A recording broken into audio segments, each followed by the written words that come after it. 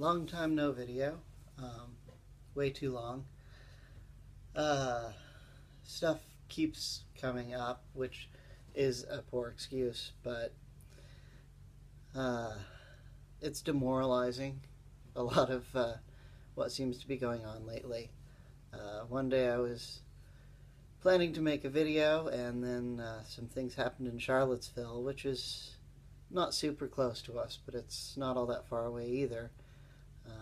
About 2 weeks later, I was getting ready to try and make a video, and that morning found out that there was an art installation in a local park that's just blocks from us. Um, it was an anti-Nazi protest, but it was a bunch of mannequins hung from trees dressed as clowns, then with Klan robes on them. And I get the sentiment. I I can appreciate that feeling, but at the same time, it definitely had shock value, and it shocked me when I first saw it because it is so reminiscent of the lynchings that happened to black people. And if your art installation or your protest is offensive to the people you're purporting to be allies of, that seems to me like an artistic failure. Um, and of course, I was worried about potential backlash, which hasn't happened yet, but there's time. Um, I'm also never sure how much political stuff to put on these videos. I don't want to be overly political because that's not ultimately what I meant for this to be about. But at the same time, it does affect me, and this is kind of a video journal, and that's what's going on in the world and what's going on in my life right now. So it also seems like it would be weird to not mention it, to not talk about it. So I don't quite know what the balance is, but struggling with that also tends to make me delay videos. So things are not great in the world right now, and that's putting it mildly. In my personal life, things are still going pretty good. Um, we at the wedding that I had, it's been a number of months ago now, back in May, we had some of my wife's relatives that we thought we got along really well with, and then declined to come to the wedding due to objection on moral grounds. And I'm not sure what that means because they've always been friendly with us. It strikes me as saying, we're friends with you, we support you, we love you, we expect you to be a matched set. We know that you're a pair, that you come together, and we're fine with that, with your relationship and everything. We just can't support you making it legal.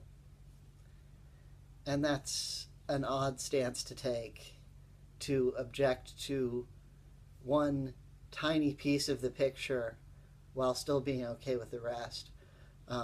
That doesn't even sound like a strong moral stance to me, quite frankly. But we had a family gathering, for another aunt and uncle of hers who were celebrating their 50th anniversary. And they came to the reception, they came to the wedding. So they had been a part of things. So we wanted to go to the celebration, to be there for them. But it was held at the house of one of the aunts that objected, and the other aunt and uncle set were going to be there. So that was a little awkward, and we went. I've said on Facebook that I'm trans openly, but I haven't made a statement to the family, and most of the family doesn't see me on Facebook. I'm not friends with many, if any, of them. So I'm not sure how much information has been passed down the line, or if they still just think I'm a really butch dyke, and that we're a lesbian couple. And I don't feel like engaging them in explaining that because I think they would take that as confrontational. So I don't see the point. But it's pretty obvious. I mean, I'm showing up, I'm rocking the facial hair these days. There's a lot of obvious clues. So we went. My wife had a lot of reservations about it, but we went, and it was fine. The one of her uncles that I always got along fine with, that was one of the sets that didn't come. I kind of felt like he was giving me the cold shoulder, but she said he didn't really seem all that interested in talking to anyone, so maybe he wasn't feeling well, or maybe there's some quiet family ostracization going on there that we're not privy to. And if that's the case, I'm not going to ask. But what was interesting to me is all of her other uncles and cousins, all the guys, they've always been, you greet somebody and they come in and the hug and everything. And then the guys all shake hands. Sometimes you shake hands and you give the manly back pat. So all the guys, first thing, went in for the handshake with me. Go to her, hug, because that's what you do to the women. Me, handshake. Sometimes handshake in the back pat. But that was the first thing they went in for, was the handshake. And I was like, all right, they know. And that to me is also, we know and we're cool with this, They were treating me like a man. So it was subtle. Nothing's been said openly. But that to me is acceptance. That's good enough. I don't need a dialogue. I don't need a verbal, hey, we're cool with this. Actions speak louder than words. So that was actually pretty cool to me. And I will admit I possibly don't have as strong feelings about it as she does, because I have married into that family, but they're still not my family. I didn't grow up with them. It's not a blood relation, so it is different.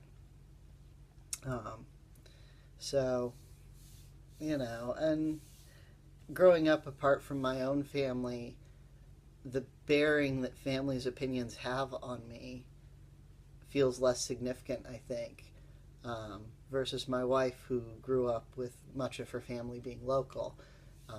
And her father's family is very engaged with each other. They visit each other a lot. They're very active in each other's lives. I didn't have that in my background. So my perspective is different, and I acknowledge that we have different experiences there.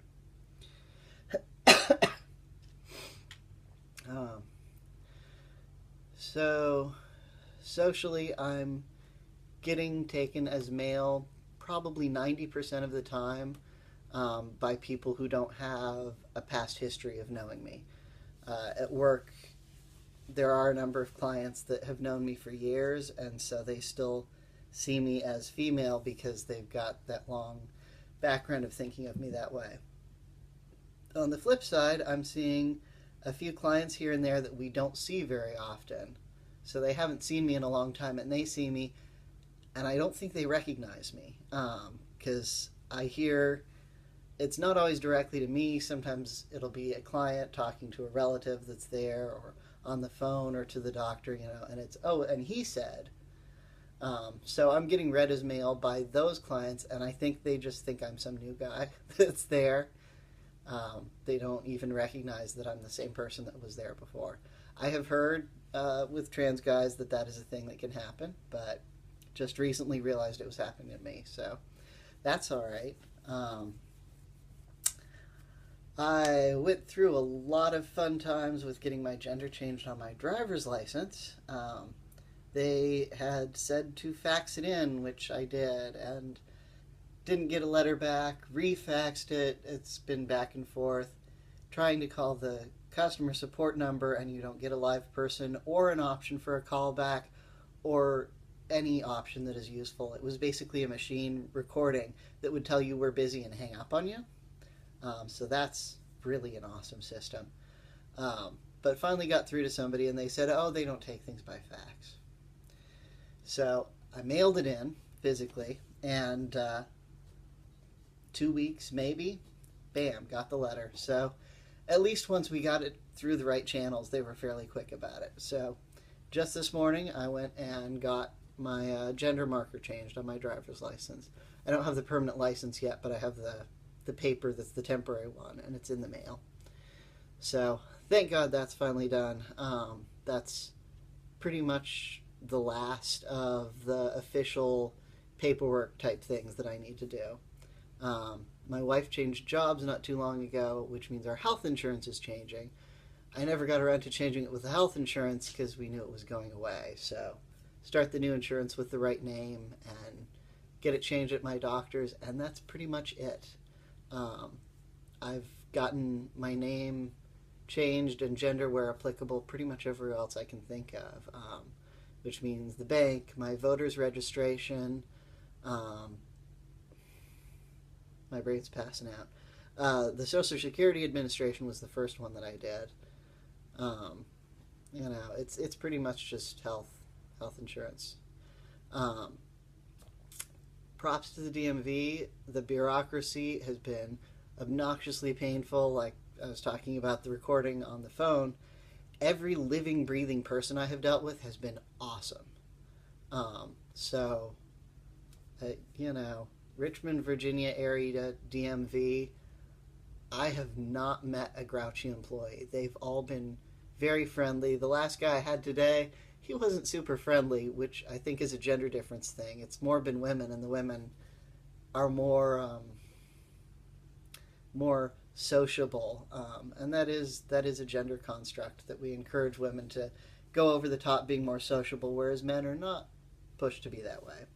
But he was still not unfriendly. He was very polite, you know. He didn't make any negative comments.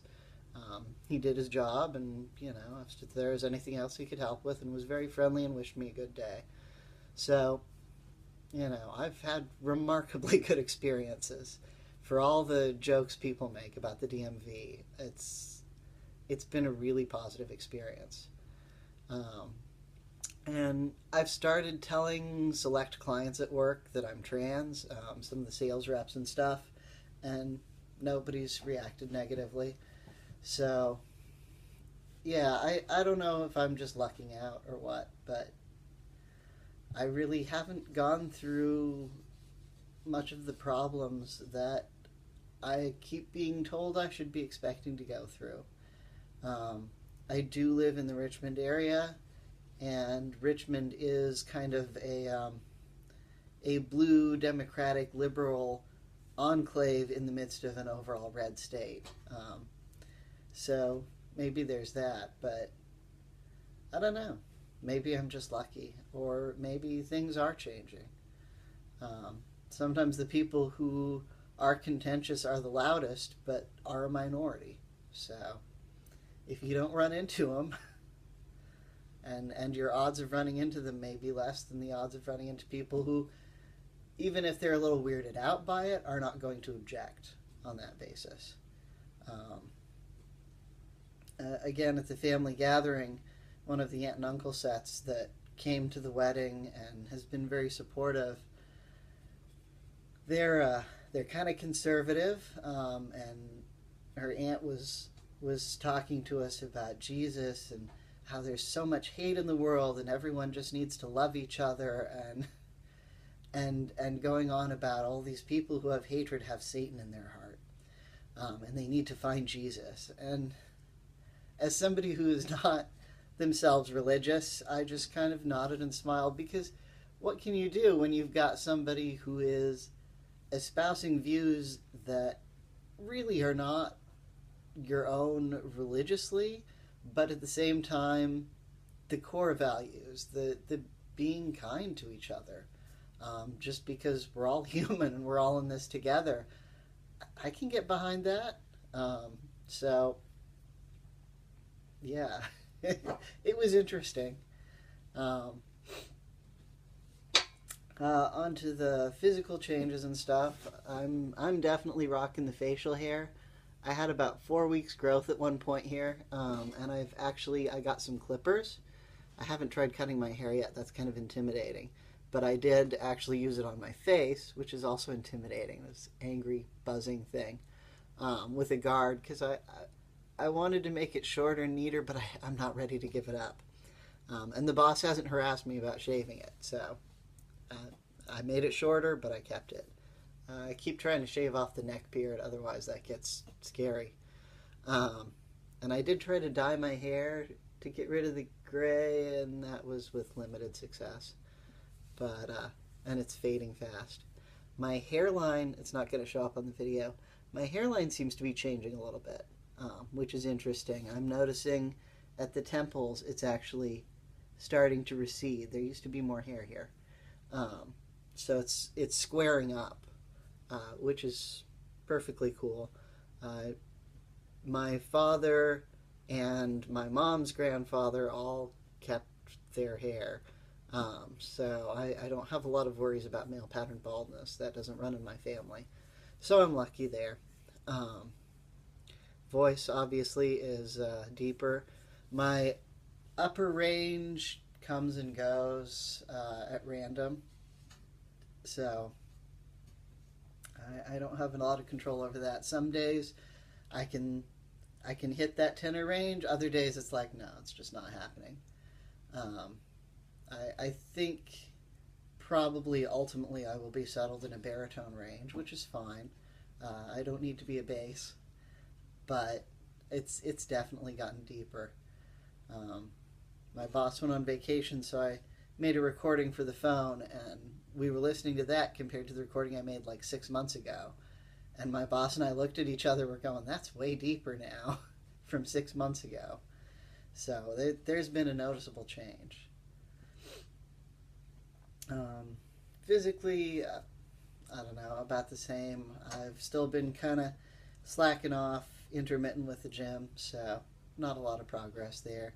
But I do notice when I do work out and stuff, it seems like it takes a minimal effort to get some kind of a noticeable result. Even if it's not a drastic result, it's still noticeable.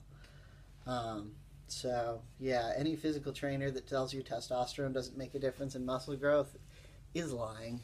I can't think of anything else physically that I've noticed. Yeah, I mean the weight distribution and stuff on my body, I think possibly has settled. I've definitely noticed my legs are skinnier than they used to be, and it's moved into the center of my body, which is not terrible, but not great either. Yeah, I still would like the arms to be bigger. There's not a lot there, but it's harder. So the muscle feels different even if my arms aren't that much bigger.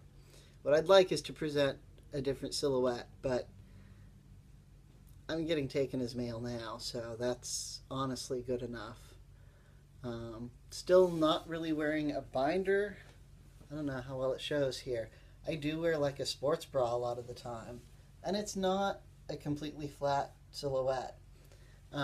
So for you guys out there who are stressing about your chest not being flat enough, people aren't looking at that.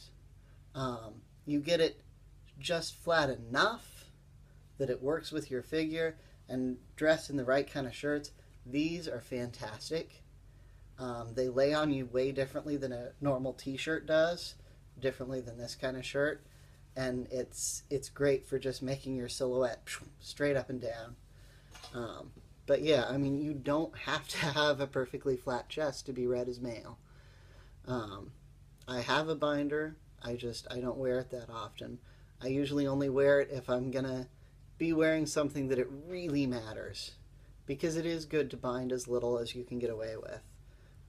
So I do try and abide by that. But yeah, it's all about, the body language. The facial hair really does help. Yeah, I don't know. There's some kind of subtle clues. The one other physical thing. I felt like this, I don't know, something about my face was changing in a way that I couldn't quite put my finger on. And then a friend took my photo at work, and I was like to the side. I can't see the camera now, of course. Um, but the brow ridge is a much sharper line than it used to be. I do not have recessed eyes. Obviously, I have kind of big, kind of bulgy eyes. Um, but yeah, this brow ridge was a lot sharper than I remember it being. So I wasn't just imagining things, but it's not something I can normally see because I can't see my own profile in the mirror. So that was different. Um, I'm rambling. I do that. Oh, acne is still a fun issue, but it seems to be under control. So there's that. Um, been agonizing over what to sing. Uh, what I came up with is pretty short, and it's supposed to have an instrumental interlude in the middle that I can't play an instrument, so there won't be. But it's basically the same verse twice, so I'll just go over it once. But this song is by Jim Byrnes, who I learned about from the old Highlander TV series. But apart from his acting career, he's very much a blues musician. He writes his own music, and just an awesome artist. He lives in Vancouver. So when I lived in Washington, he was local-ish, which is nice. Yeah, so here's an illustration of where my voice is at now, and I will try to put all my anxieties aside and make more frequent videos again, but I think I make that promise a lot, so just count on them being intermittent.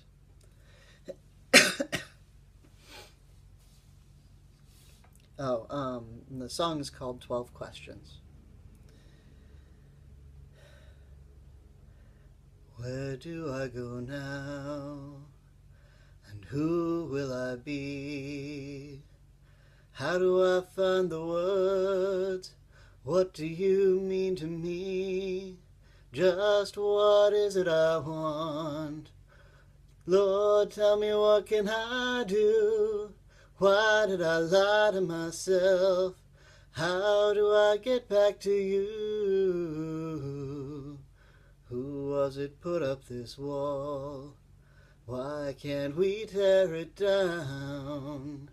How can I make it better? Why in this lonesome old town? Such a lonesome old town. Till next time.